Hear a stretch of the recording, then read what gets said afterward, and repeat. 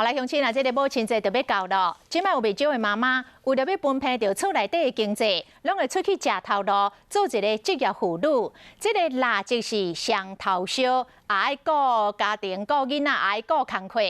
人力银行上新的调查，讲妈妈的疲劳指数竟然是高达77分。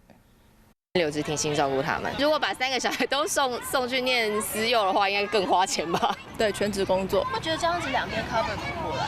老大出生的时候是爸爸请育婴假。囡仔伫咧公园啊，生啊真欢喜。不过对真侪有伫咧做工课妈妈来讲，爱顾厝内，搁爱顾事业，真正足辛苦的。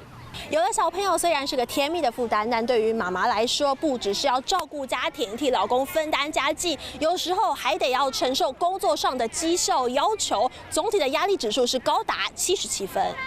返回家庭变成全职妈妈哦，那当然，如果当全职妈妈，大家也希望有这个4万8的这个月薪。根据人力银行统计，妈妈出来做工课有81.3%是想要替翁婿斗分担生活费，77%是想要经济独立，59.1%无希望离开做工课，搁32.1%是享受做工课成就感。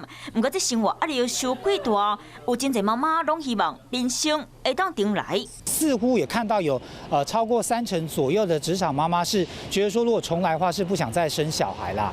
伫咧即马物资变贵、薪水无变济年代，采用后一代，互真侪父母拢会斟酌做选择。